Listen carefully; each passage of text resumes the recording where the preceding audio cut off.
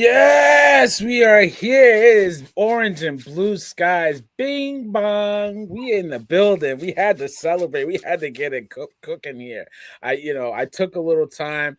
I let it cook in the first round, but then you go into the second round and you make some noise. We got to get back into the building. So I'm here. It's orange and blue skies on the Executives View Podcast Network. The villain here in the house. I don't do this alone. I got my man Anthony in the building talking all things Knicks. What up, Anthony? Hey Barry, thanks for having me, man. How you doing? Having you with me, man. We in the building, man. We here. You're a part of the family. So We're getting antsy. no, All yeah. this time off, all this I know rest. it's crazy. It's crazy. Like usually when we have this much time off at this point in the year, the season's over. Yeah, So right. it's it's been a weird couple days because it's like you just waiting for the sky to fall. Like, listen, when we talked, like when the season was winding down, even during the season at the All-Star break, we talked about it, and I said, listen, the Knicks are gonna give me a heart attack. And they almost did really early in the playoffs, game 2 and game 3. But then since then, my pressure has been down.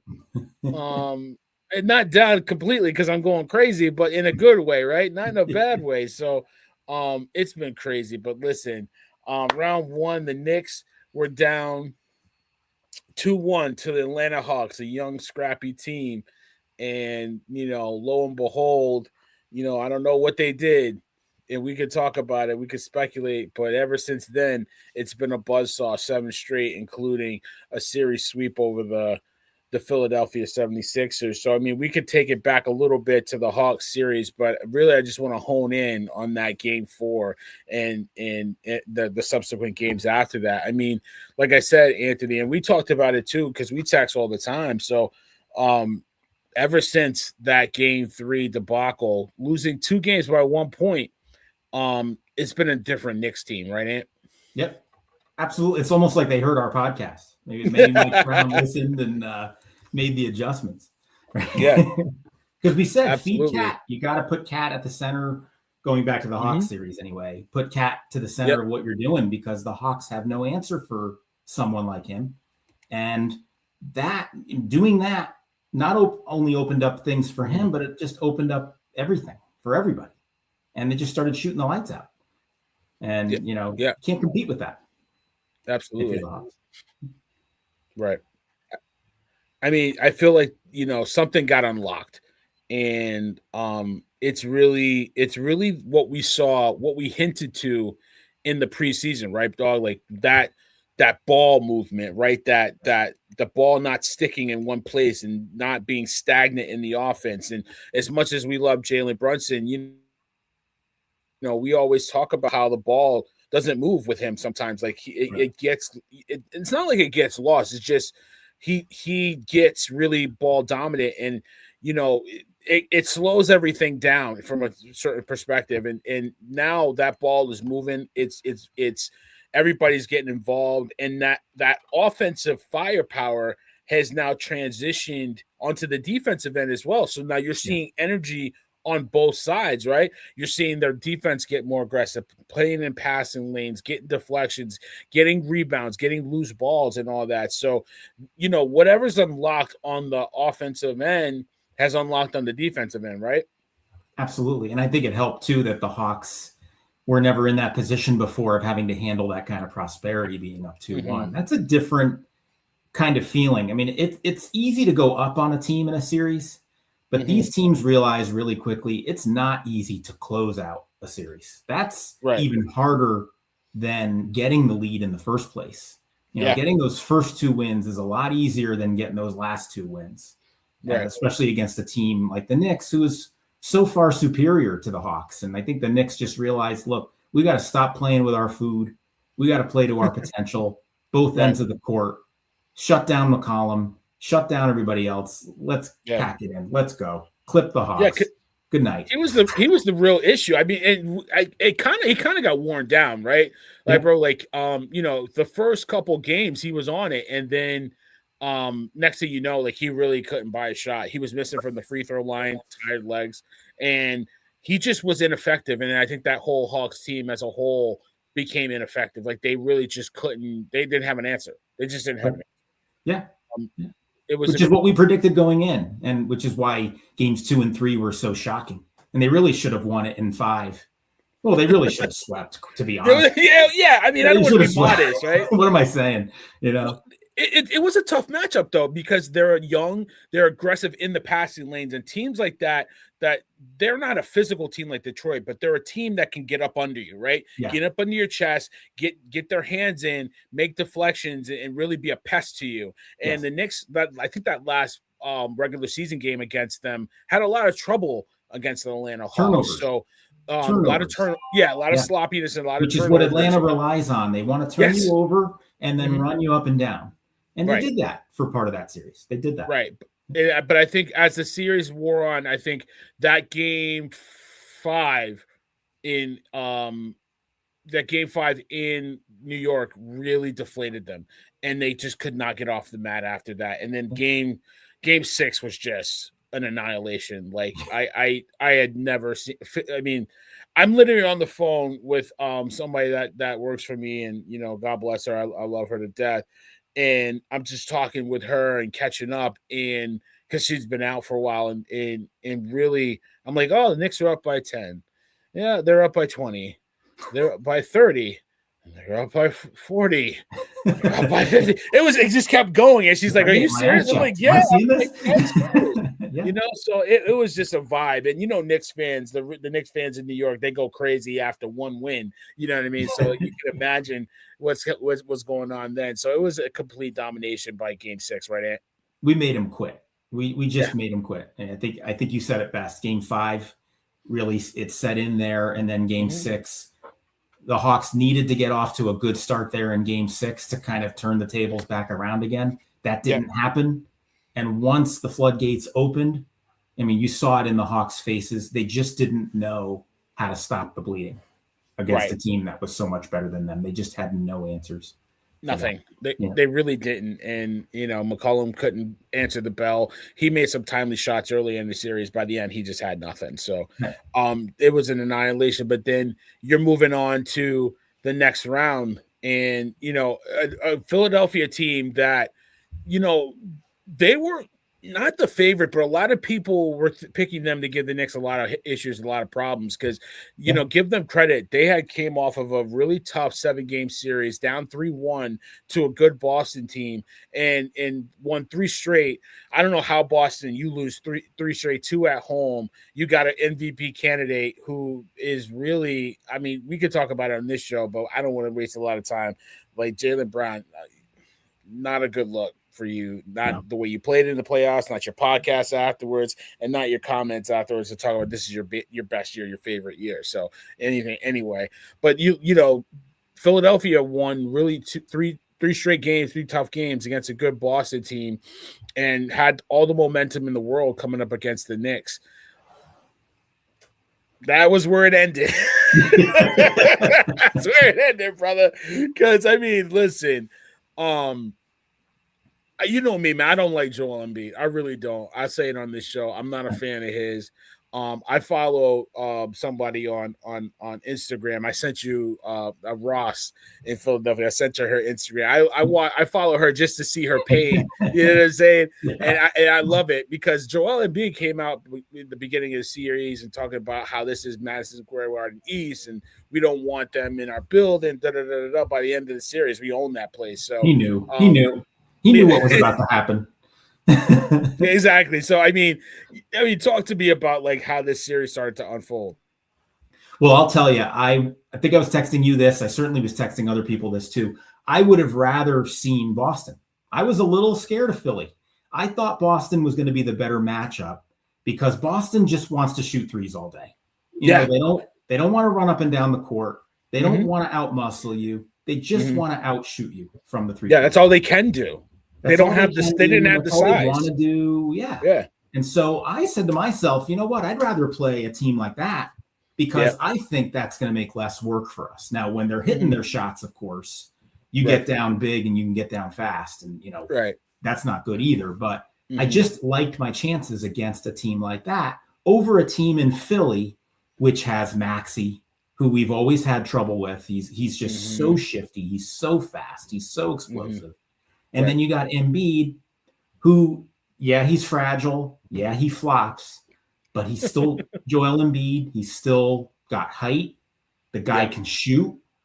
And, so you worried about that matchup with Cat a little bit. And it did bother Cat a little bit because he did get into some foul trouble and he had to come out of the games early. Same with Mitch.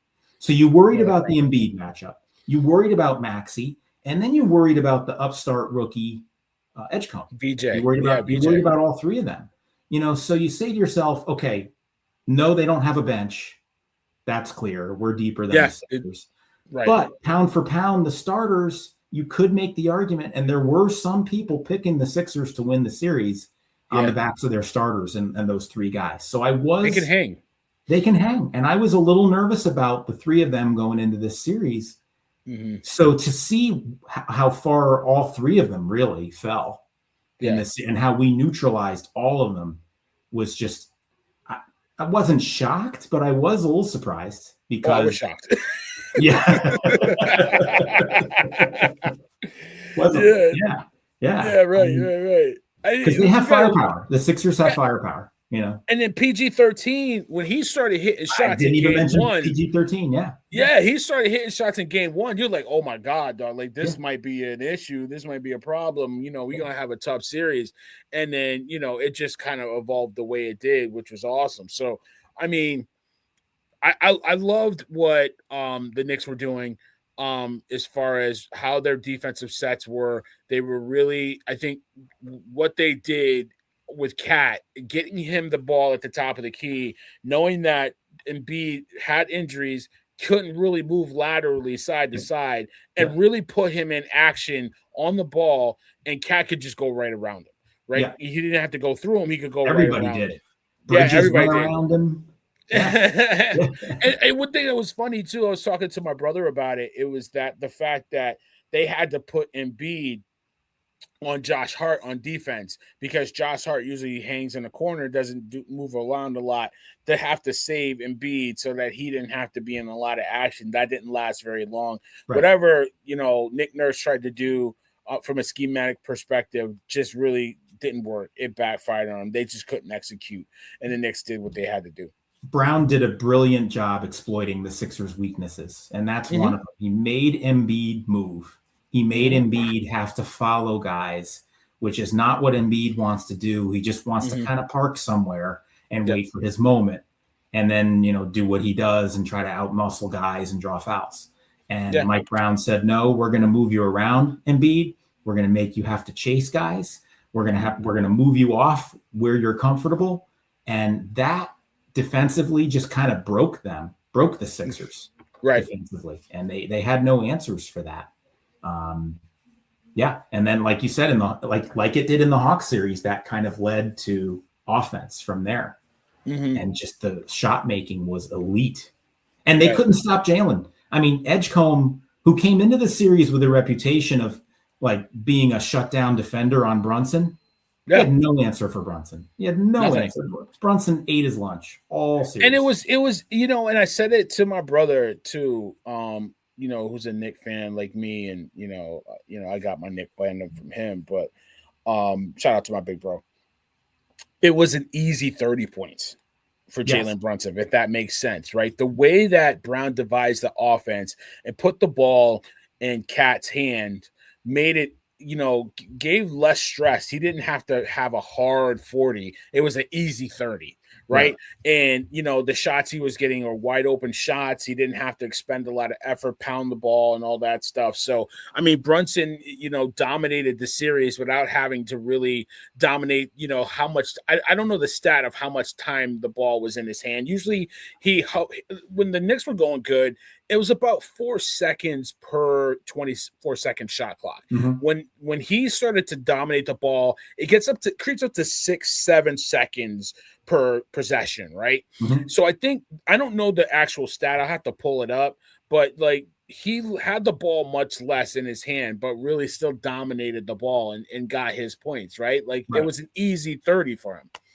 Well, I was amazed at how they used Cat in this Yeah. series, because in the Philly series, Mm-hmm. they unlocked something with Cat where Cat didn't have to go off points wise, because I think he No, only averaged, I don't know, I mean, it had to be less than 20 points it was per game, around, I want to say maybe it was around 20, 17 points, 17, maybe close to 18. 20, something like that. I could That double sounds check about that. right. But it Yeah. was in the assists, right? Yeah. Cat was almost like the point guard. And that took pressure off of Brunson. Now Brunson's not having to drive everything, facilitate everything. He actually kind of has another point guard working alongside of him in Cat, because Cat's passing is elite. Mm-hmm. It's underrated. I would argue it's Yeah. almost better than his low post game is his passing. Yeah. And he was comfortable. He loved kind of sitting on that 3-point line and just dishing it out and finding open guys, finding Hart in the paint, finding Anunoby in the paint, finding Brunson, and it just made everybody better using Cat in that kind of role too. Yeah, absolutely. And considering how Cat for much of the season would always lament how he didn't know what his role in the offense was going to be, to now see him be doing that, they seem to have figured something out in a big way with him that goes well beyond scoring. Yeah, absolutely. I think what they unlocked with him is he's a willing passer. I think he's accepted the role of being a facilitator and not having to dominate the ball as far as scoring, right? I think his shots per game were down about maybe 2 to 4 a game. His points, I mean, he had about 17, 20, 17. So he's easily around 18 points a game in the series, but his assist numbers were up. I mean, I think his assist numbers got to about 6 per game. You know, he fooled around, almost got a triple double, right? So, you know, he had in game 1, 17, 6 rebounds, 6 assists. You know, and then game 2 is 20 points, 10 rebounds, 7 assists, right? You know, game 4, the closeout game, 17 points, 10 assists. Like, when have you ever seen Cat have 10 assists? And he was hunting assists.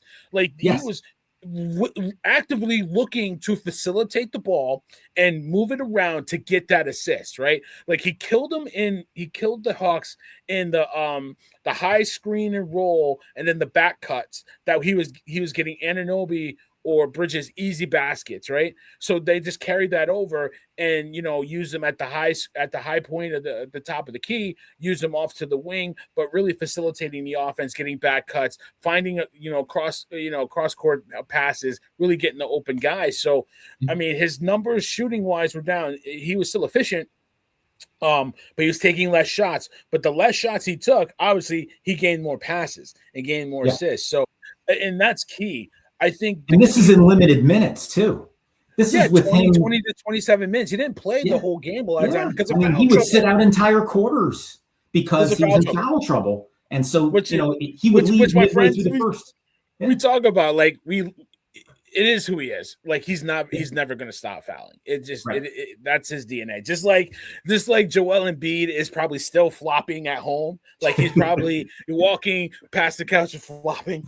You know what I mean? I think what it was like 21 flops in the series, and he only played 3 games. That was hysterical. So if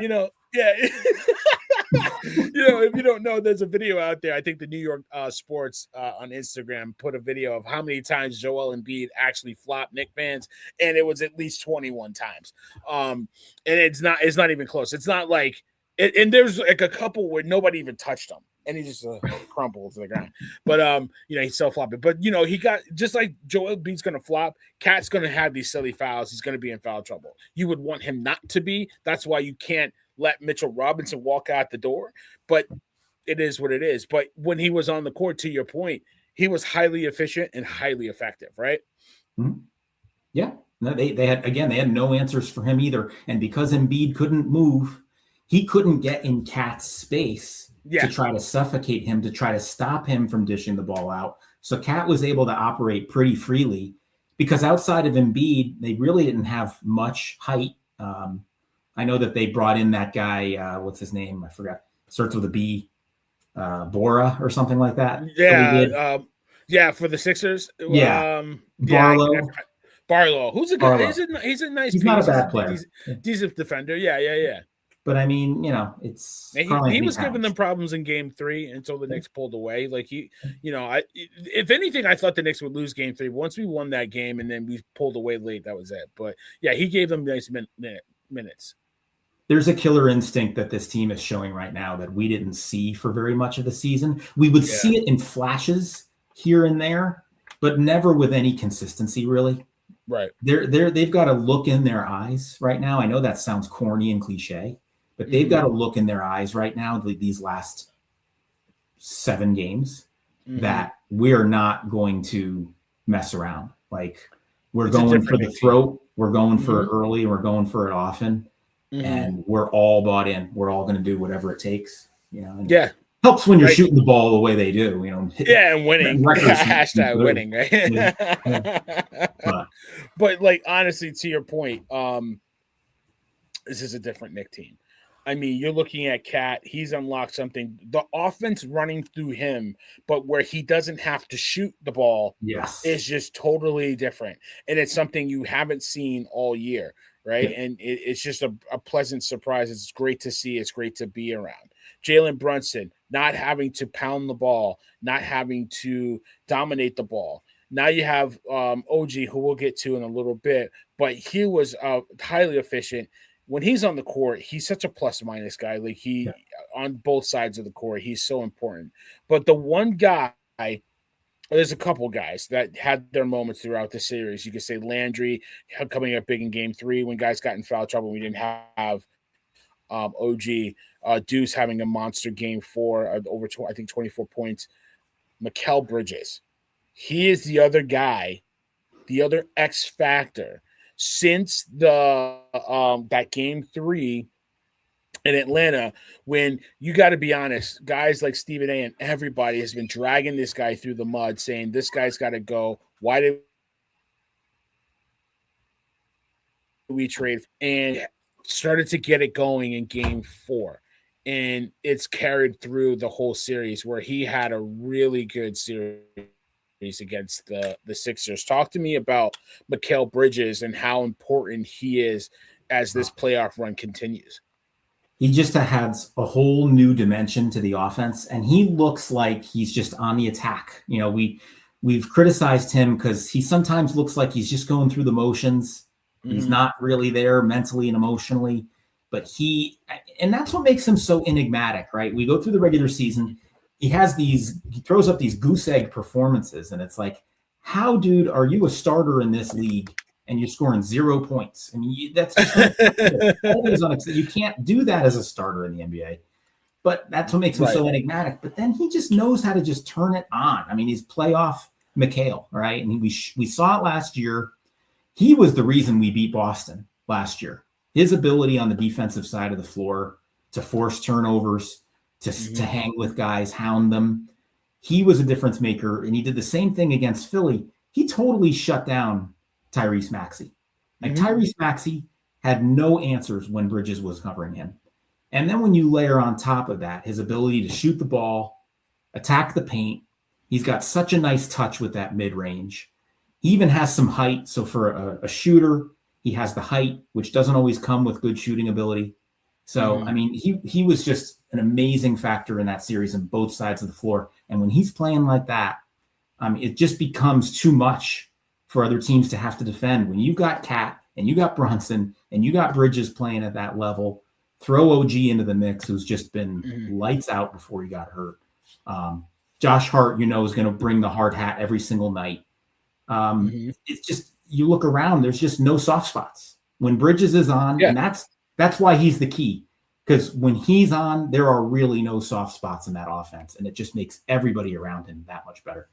Yeah, it does. And, honestly, I love his mid-range game. I think, obviously everybody loves when he's shooting threes and all that stuff, when everybody's shooting threes, but his bread and butter is him getting up and down the court in his mid-range game, but his on-ball defense. He wore down Tyrese Maxey.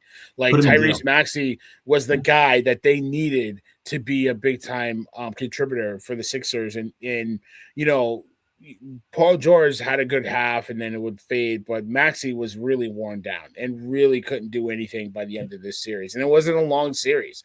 So and you got to credit Mikal Bridges for that that performance, right? And he does it It's without fouling too. I mean, if you know, he doesn't really get in foul trouble, well, Bridges. yeah, they'll call it, but I'll be like, oh, what? That's not a foul, Yeah. bro. Oh man, but I mean, him averaging 14, almost 4 rebounds and 4 assists, especially with the start that he had, throwing up a goose egg, and the idea that he was not going to be in the lineup. Many people thought that by game 4 Mike Brown was going to take him out of the lineup. So, sometimes the best move you make is the move you don't make. And Mhm. leaving him in there. Now, granted, I think in that game 4 against the Hawks, he didn't have a lot of minutes in the fourth quarter. But then now that OG got hurt, Bridges had to play game 3 and game 4, and he shined. He came through. So he put him away in game 3 with that streaking down the court. Brunson found them for the layup and really put that game away. Yes. And he had some really big shots in game. Well, God. I'm glad you brought that up because that Mm-hmm. again it speaks to we always sing Brunson's praises, but this is another example why. Mm-hmm. That I remember that moment very vividly in game 4, and Bridges was really struggling. And he and Brunson were both on a fast break. And Brunson could have swallowed it and just gone Yes, in for the layup. I But know. what did Yep. he do? He knew Mikal had been struggling up to that point. He Yep. fed it to him. He gave him the easy 2. And from there on, it just kind of, Yep. once he saw the ball go in the hoop once, It's all it it just takes. unlocked him. It just Yeah. unlocked him. He Yeah. did something Like. similar to that in game 4. Mm-hmm. Brunson had a wide open 3. Could have Mm-hmm. taken the shot, probably does take the shot a lot of the time. Yeah. Most times, yeah. But then he had Deuce wide open in the corner next to him. Mm-hmm. He fed it to Deuce because he knew how hot Deuce was in that game. And then Deuce ended up nailing that shot too. Mm-hmm. I mean, it just speaks to the unselfishness of Brunson. He's got such a great sense when guys are hot or they need to get hot, like in Bridges' case, he feeds them. And He that's wants what to you want win. to He see doesn't. Brunson do. Yeah, he wants to win. He doesn't want his points if he doesn't have to. He just wants to do everything it takes to win. And you appreciate a guy like that. Like he's the perfect guy that we needed in New York. I mean, I know everybody was crying a couple years ago that we lost out on Kyrie and Kevin Durant, and all we got was Jalen Brunson. I mean, that's probably God saying, you make plans and I laugh, right? This is what you needed, and Jalen Brunson is what New York needed. So I'm totally all here for it, but. Bridges just having a great series. Deuce, he had a rough year this year coming back off that oblique or abdominal injury. I mean, I'm sorry. And, really, it was really tough for him. And, but we talked about it. If the Knicks were going to make a move at the deadline, he might have been in that package. But as much as I can't stand James Dolan, the one thing he did say, we have enough to win here, and he didn't make that move and kept Deuce McBride on this basketball team. And when he's on, he's such a pest on defense. He's a Yeah. really good defender that people don't really realize.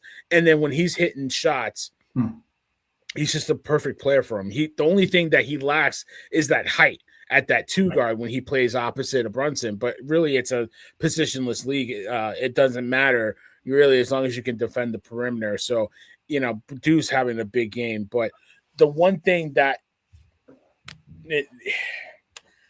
it could be a deterrent is OG Anunoby. While Mikal Bridges, his performance is really important. The guy that's the most important when you take out Brunson and when you take out Cat is OG Anunoby. Yeah. Because of what he does on the offensive end and his importance on the defensive end, he can realistically guard 1 through 5.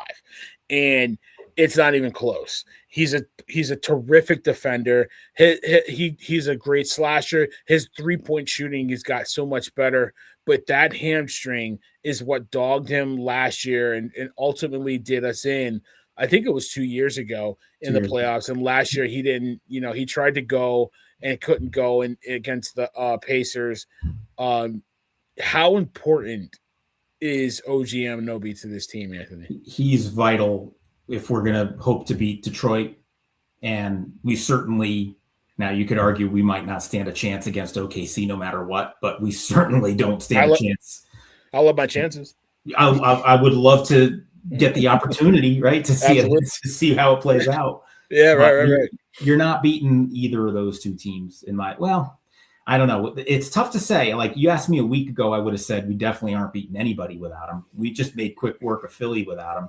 Obviously, Detroit's going to be a different story, and then OKC is obviously in a league all by itself, Sure. in my opinion. Oh, Cleveland's leading right now. Don't sleep on Cleveland's Cleveland leading. now. Yeah, I know. But yeah, I mean, he just does it all, and he does it so smoothly and effortlessly. Like, it does look effortlessly. He's right? like a gazelle out there. Like, he doesn't even look like he's running hard, which makes it even more confusing that he hurts himself, because it doesn't even look like he's having to work that hard out there. He's just so graceful in everything that he does. So, all I have to say is thank God for this rest. I don't think anybody is celebrating this layoff more than he is, and needs it more than he does, because we need him 1,000% for the next series. But you are always holding your breath, right? And he was slashing a lot in those games before he got hurt. He was driving the paint. He was dunking. I mean, he was just doing it all. And you almost want to say, whoa, okay, OG, slow it down. I love seeing it and all, but be careful out there, and it's like, right. But at the same time, you can't play that way, because if you play that way, you're going to play scared and you're going to play tentative. And so you got to let it out. You got to let it rip. You can't be tentative out there either. So it's a tough one to have to balance. Yeah, because I mean, you look at, he's going to get that defensive assignment. He's most likely going to either match up. I would think if they the Cavs move on, he's going to get that assignment against Donovan. And if the Detroit Pistons move on, he's the first man up against Cade Cunningham. Cade Cunningham, a phenomenal player. So he's so always going to defend their superstar, their best player. Absolutely, and for good reason. He's a terrific defender. Him and Bridges. Yeah, but that's why this team was built. You had those two. They were built to beat a Boston team, and a guy like him guarding the perimeter is super important. He's going to get that matchup. If you move on, he's going to get Castle. He's going to get SGA. So, if they get that far too. So he's going to get their best defender left. And I think if the series was a long series like I thought it was going to be, I thought it was going to be a 6-game series, he would have played by now.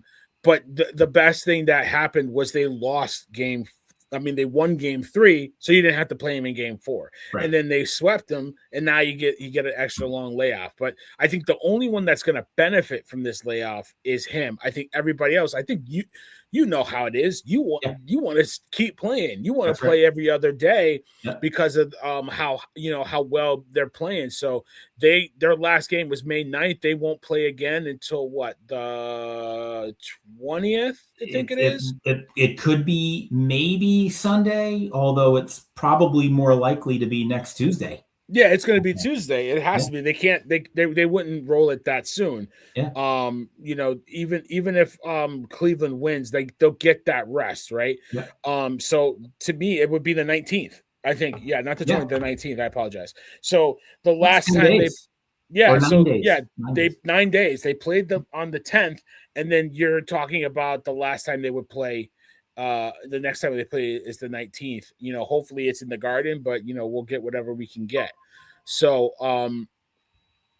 that's a long layoff, man. That's it's a lot of, I think Josh Hart was saying it's a lot of watching basketball, trying to stay active. Physically it's good for you, but mentally and you just want to stay in the flow. So that's tough, right? It's possible we may see them get off to a rough start in this series. I wouldn't imagine. Especially in the first half of game 1, it could take them a while to get their sea legs back. Maybe. Right. Yeah. Although they've surprised us to this point, maybe they'll surprise us again. I would hope so, right?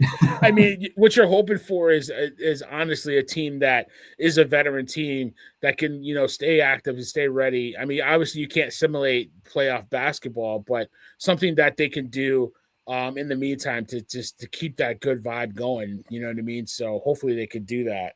I have every confidence that whatever adversity this team faces, they can overcome it. And I don't know if the last time I was able to say something like that, but I really do. I feel like, and that might be a bit of adversity that they have to overcome, but I'm confident they can. Yeah. And honestly, listen, the way that we were playing getting into the playoffs, I wouldn't have pegged them as a favorite to get to the finals. I think they're a favorite to get to the finals right now, and I give them more than a puncher's chance against the Spurs or the Thunder. Mm-hmm. And We that's can handle the really Spurs. We beat the Spurs twice.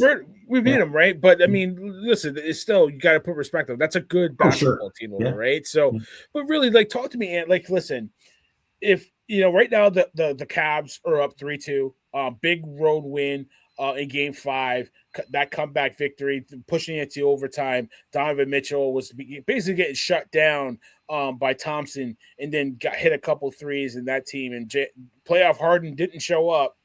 The actual regular season Harden showed up in Game 5, right? This will be the first time, if they do get one more win, that Donovan Mitchell has led a team to a finals, a conference finals. So if it's the Cavs, let's start with the Cavs.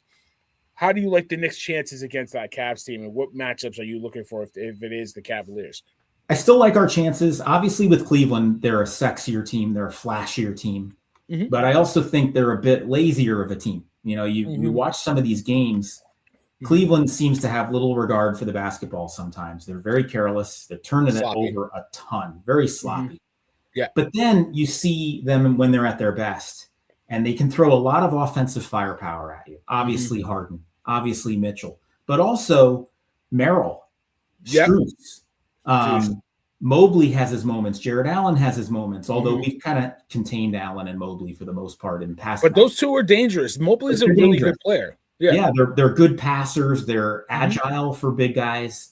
They can move. So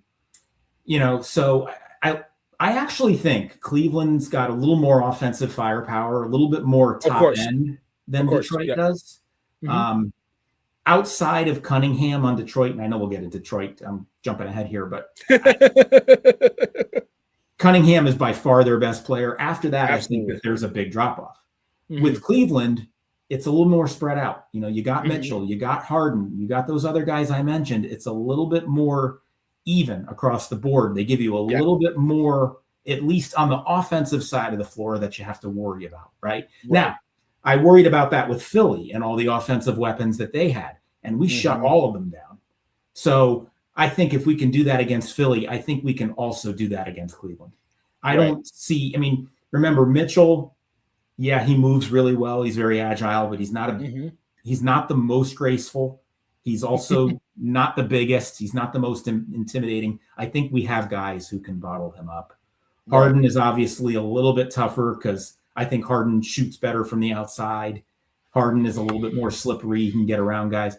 Yeah, it'll have its challenges, right? But I still like our ability to limit those guys' impact just because of how we did against Maxey and how we did against Embiid and how we did against Edgecombe in that series, because there are some similarities in their styles, right? Yeah, I agree with you. I do like what Cleveland can do offensively as opposed to Detroit, right? I think they're Mobley quietly is averaging about 18 and 9 in this playoff series against the Pistons. You know what you're going to get from Donovan if he's on. He's averaging about 29 points or so. Harden, he's so helter-skelter. Sometimes he's really good. Sometimes, oh my God, I just can't watch him with the flopping on 3-point shots and everything. He's all over the place, but he's a wily veteran. Cleveland plays rhythm basketball, and Detroit has kind of allowed them to get into a rhythm here offensively, and that's really helped them. I like our ability to disrupt that rhythm a little bit and kind of get into their heads a little bit and take them out of their game. Because we got defenders that can defend. Which, again, I'm a little more surprised that Detroit's not doing more of that, because Detroit has been elite defensively all year too. So I think at certain points they lull and they get out hustled in this series. And I think that's the bigger problem. And that's what we're going to pounce, because we have to. Because at some points Mobley looks lost out there, and then at some other points he looks like really a solid third option, right? So if he's dominating the glass, because I think the last time we played Cleveland, we got blown out in Cleveland. I think we remember that game. We couldn't shoot to save our lives. Couldn't shoot to save our lives, but we got out hustled in that game. Yes. I think they got hustled, we got killed on the boards, and we couldn't hit a shot to save our life. Yep. I think we had cut it to like 10 or 9 at one We point, but couldn't we get were any closer down like than that. we couldn't get any closer. We were down by like 20 in that game easy. Yeah. So that's the last image I have. We beat them 2 games before, but I think that's one of the only games that we played with. They played with James Harden against us, and it was not even close. I think it was soon after the All-Star break or something like that. So they almost beat us on Christmas Day, if you remember. We had to make a comeback in that game. Yeah, they made the comeback. We were smacking them around. They made the comeback. So, yeah. Honestly, it's really it's not a great. I think it's a good matchup, but they can be bothersome. Like they are. Cleveland is a dangerous team, but then you flip on the other side. Detroit down obviously 3-2. We're at the point where this team was down 3-1. Now they're down 3-2, going on the road, going to Cleveland, and trying to get. They got to win 2 straight or they're done, right? If the Pistons do that, beat Cleveland, how do we match up against them? Yeah, another tough matchup, but in a different way, right? They're not as flashy, not as sexy as Cleveland, don't have as much top-end offensive firepower, but they will put their hard hats on and just try to suffocate you and take your operating space. I can see, Duren is going to be a problem. He was a problem for us all year. I could see him getting Cat into some foul trouble. If I'm Cat, I'm rooting for Cleveland because that's a much better matchup for me than having to face Jalen Duren. Of course, Cunningham can just do everything, it seems, and make shots from anywhere, and he creates so well. And he's another one, like OG, he's just so graceful. He makes it look so effortless out there. You think you've got Cunningham all bottled up, and all of a sudden he gets this high percentage shot off of you, and it's like, how did he do that? Where did that come from? You're playing elite defense against the guy, and it doesn't even matter. It doesn't even look like you're doing anything against him. He's not even phased, So that's what you're up against with him. Tobias is sort of a white horse, kind of a dark horse. That's the dark horse, but he can be so annoying. Oh my god, because you don't expect a lot from him, and then he starts hitting threes, and you're like, "What the hell, dude? This guy's hitting threes!" Yeah, he's always been a thorn. He was on Philly 2 years ago when we played Philly, and he had a good series against us then. And I mean, I've been watching this series closely, and every 2 minutes I go back and forth of who I'd rather play. Cleveland or Detroit, and for different reasons. You see what Cleveland can do when they're at their best, and it's like, oh, I don't know if I want to play that. And then you see Detroit when they're playing at their best, and it's like, oh, I don't know if I want to play that either. But I will also say this: I've not been overly impressed by either team at points in this series, and I would argue that if we keep playing the way we have been, or even 60% of what we've been doing, against Detroit or Cleveland with the way they've looked, I like our chances against them both. I do, because I've not been over. Detroit, like Cleveland, has gone through some big offensive lulls. It's the offensive lulls that are really the big problem. Yeah. I mean, the 25-0 run they gave up to start the third quarter of Game 4. I mean, that's very unlike Detroit. Yeah. And I also, Bickerstaff, I don't know how good of a playoff coach he is. I've got some questions about him. Yeah, we got concerns. You know what I mean? Yeah, I agree with you. Detroit, here's another advantage we'll have against Detroit, the experience factor. Yeah. We've been to the Eastern Conference Finals before. These guys on Detroit have not been. So I think that's going to benefit us as well. So yeah, they're playing against our ghosts. Like, we beat them in the first round last year. I think they felt like they could have beat us. They weren't getting whistles, they weren't getting loose balls, all that good stuff. And then Jalen Brunson crossed up a really good defender, Czar Thompson. And that was a haunting image, right? But Detroit, I didn't like their chances to get to the second round, to get to the semis, because of how bad they played against Orlando. Now, granted, Orlando is a much more physical team and really just punched them in the mouth, and Detroit had to stand up, and they punched back. And then once they punched them in Game 6, that was it. Orlando had nothing left. That's a great point, Barry, because now it begs the question, did Detroit win that series or did Orlando lose it? I think it's a mix of both. I got to give Detroit a little bit of credit. Like, they did punch him in the mouth in game. I mean, that from halftime in game 6 on, it was not a contest. It was Orlando had no chance. And Sure. you got to give Detroit credit for that. But what I'm seeing in Detroit too, I agree with you. Cunningham is Cunningham. He has those lulls where he does turn the ball over a little bit, but for the most part, and we said it during the season, he has to do so much Yeah. for that offense. He has to facilitate. He's the ball handler. He has to facilitate. He has to shoot. He has to score. He has to do everything for that offense. I mean, you got guys like Duran that can, Karis LeVert, that can Yeah. score. Schroeder's one of those annoying, pesty little guys that can get hot. You can't count him out, but for the most part, that offense really runs through Cade Cunningham. But that he's got to have the ball. You need to try to stop him, and it's impossible to do because he's that It is. talented. So, which begs the question: do you let Cade eat and make somebody else beat you? Because Cade can't beat you all by himself. I don't know. I don't know. Because I look at him and you look at his performance, he might mess around and just win the game by himself. You can't just let him do what he wants to do. Sure. Maybe you don't double him. Maybe you just really kind of what the Knicks do is what they did with Maxey is not double him, but really don't allow him to get into passing lanes, not packing the defense, but cutting him off in certain angles and making him have to pull back and stop and think. So there's ways to do it. And I think the Knicks, that their defense has been so good. This is why if it is Detroit, even though we haven't beat them all year, they swept us 3-0. I ain't afraid of them. I ain't afraid of no ghosts. I ain't afraid of no ghosts. You know what I mean? Honestly, that's a team to me. The way the Knicks are playing right now, I don't see the way that Detroit had played down the stretch. Cade had the injury, granted, but the way they kind of fell down the stretch a little bit, and the way that they've played in these playoffs so far, this is a different Knick team that was getting beat up and getting really outmanned, physically dominated, etc. That's not the same Knick team. I think this Knick team can beat them. Now, will I give them 6 games to be nice? Absolutely. But I really feel like this Knick team can do work against that Detroit team just because of the way the Knicks are playing defense. I think it was always the defense that bothered me. They were getting out hustled for rebounds, not getting to loose balls, second chance points, all that good stuff. It wasn't like they were shooting the lights out. I mean, Detroit was. It was they were getting out hustled.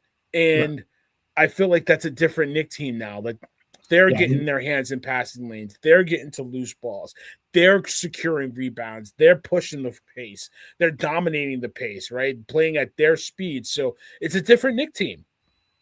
I think we're also deeper than everybody in the East. Oh, absolutely. I don't think anybody has a bench like we have. And with Tibbs, we always used to poo-poo the bench and say, it's okay. Mm-hmm. But you know what? You realize this time of year how important it is to have a deep bench. Mm-hmm. And I don't think anyone's got at least in the East anyway, has a deeper bench than we do. Because look at what, you're talking about. Anunoby goes down, and this team doesn't miss a beat, right, in Game 3. It gets to the point where the first off the bench is usually Mitchell and McBride. McBride comes in Game 3 and was ineffective. Yeah. And I think that some of the guys got in foul trouble too. So you had to go to who? Landry Shamet. Landry, who hadn't really played in the playoffs, got a lot of minutes in the regular season. Right. That's something you got to give Mike Brown credit for. Yes. I'll put a pin in that. Mike Brown played everybody, played different combinations throughout the season. While we were yelling and complaining, it wasn't about the regular season. It was about the playoffs. Getting these guys minutes, getting them time, even Tyler Kolek getting minutes and getting that experience. The backup center got time. A lot of these guys got playing minutes that wouldn't have gotten minutes throughout the season. And Landry was that example. He's a vet, but still, he hadn't played much in the playoffs, got thrown into the mix, and as soon as he came in, got 15 points off the bench. Always ready, always prepared. That was a big test. I think Brown was testing Shamet. Yeah. That's why he wasn't playing him. He wanted to see if he was going to stay ready. And Game 3 proved that he stayed ready. He was ready for him to You can't go deeper than 10 in the playoffs. You got to stick to your 9, use them in different combinations, but you can't go deeper than that, right? The guys need a rhythm, they got to play. Right. But when Shamit was called on, he was ready. He played great defense and knocked down big threes, driving to the basket. That reverse layup that he had on the baseline was amazing. So guys like that is why this is a different Knicks team. The depth is going to wear down a Detroit team in the playoffs in a long series. And how about Huck Porty in the Philly series when both Cat and Mitch were in foul trouble? They had to sit them both down. They brought Huck Porty in. To get fouls. Yeah, he didn't foul. He got more fouls than points, but he got minutes, and he was. If he had stayed out of foul trouble, he would have been wildly effective.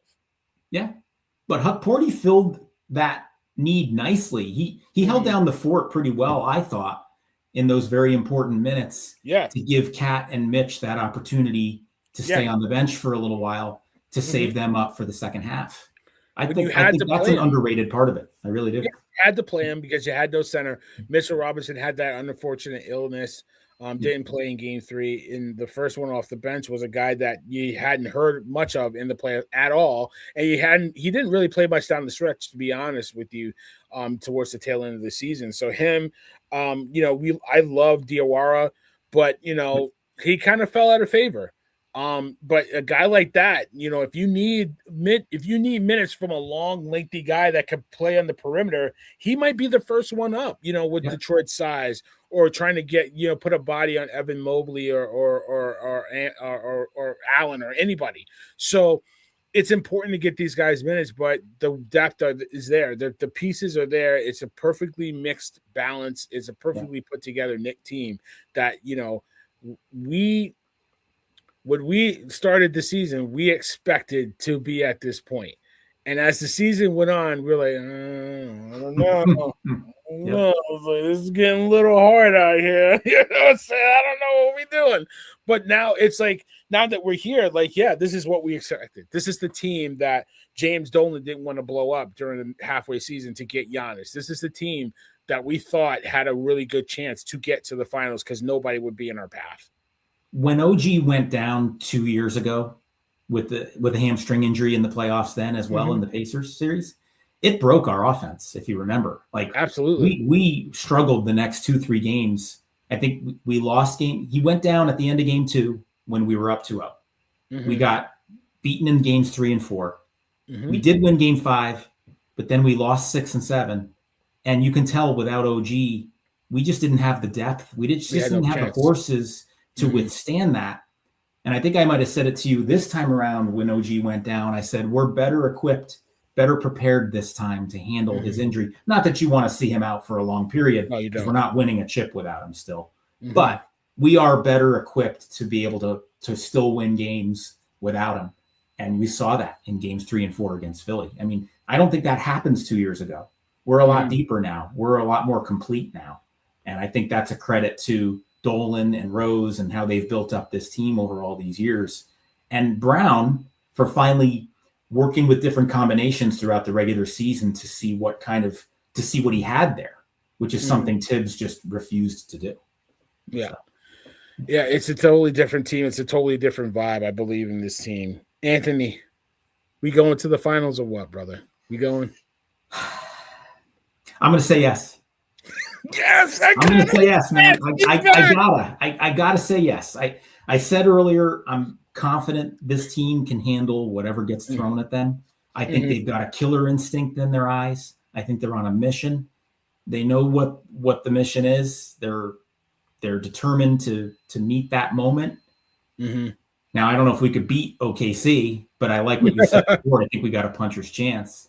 But yeah, I like the look in this team's eyes right now. I love the balance, like you said, the depth we have. Everybody's contributing. And when we're at our best, now, of course, when we're at our worst, it could be pretty ugly, but when we're at our best, and I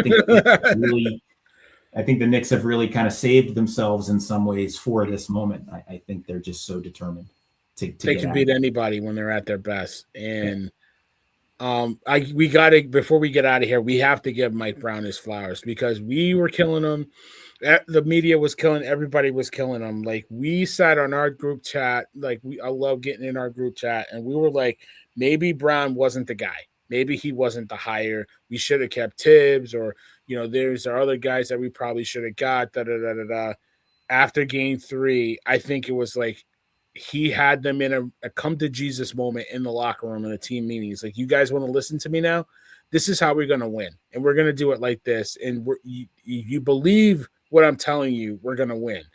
They believed in what he told them. They annihilated the Hawks and they embarrassed a solid Sixer team. So we got to give Mike Brown his flowers He because made the adjustments. he made the adjustments that Tibbs would not make. Tibbs Yep. would not make those adjustments. Like, look at it this way. Last year, when the only time he made adjustments in the playoffs is when he had to. When bodies started going down, Yes. That's when Landry Shamet came in and then played a really good. I think it was game 4, game 5 against the Pacers. We didn't win that series, but that was the only way that we can get Landry in the game because people got injured. Yeah. It's like, where's this guy been? Why haven't we been playing him more? Yeah, exactly. You know what I mean? So Mike Brown is not afraid to make adjustments. He's not afraid to go to his bench, but he's smart enough to make those adjustments. He knows that he comes from that tree of ball movement from Golden State, and you see it in its fruition in New York. So he made the adjustments. He deserves his flowers. He deserves the credit. I'm with you, man. I like my chances. We going to the NBA Finals. Like, I give the Cavs and I give the Pacers a lot of respect. They're good teams. I give them a lot of credit, but I believe in what this Knicks team is doing. They're it playing won't be a sweep. best. It won't be a It won't sweep. be a sweep. 6 It won't be. games. Yeah, absolutely. It's maybe going to even be a 7. good. Yeah, it'll be a good series. It'll be a tough series because these are good teams. Don't get me wrong. Detroit deserves all the respect in the world from us Knicks fans because they smacked us around. They didn't beat us. They smacked us around this year. So it's not like we are underestimating, but this is a different Knicks team. It's a different feeling. It's a different vibe. We have not seen this version of this Knicks team all year. Yeah. And we haven't seen a Knicks team this good since 94, and where we're like, we expect to win when we get on the court, and it's been a while. So I love this Knicks team. I love what they're doing. I love their chances. I love the coach, from the coaches down to the starters to the bench, everybody. And MSG is going to be rocking either game 1 or game 3. It's going to be rocking. I can't wait for that. Listen, I love it. I can't wait. We'll obviously be in the chat talking up a storm. And then, if we do get down to the next round, we got to be back in here, Orange and Blue Skies, talking about a NBA Finals preview. So a lot of fun doing this show with you, Anthony. I appreciate, partnering with you. You're great co-host to work with.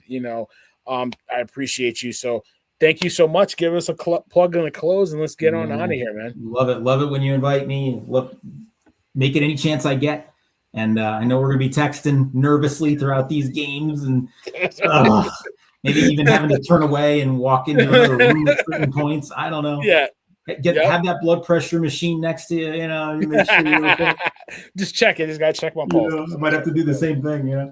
But it's exciting. Listen, we've waited a long time to get to this point. I mean, it's been a really rough, 20 years of this team winning, 19, 20 games a season and just living in the basement all the time and no light at the end of the tunnel. And just trying to enjoy every moment of this because it's amazing. Yeah, it's fun. You don't take it for granted out here. You really don't.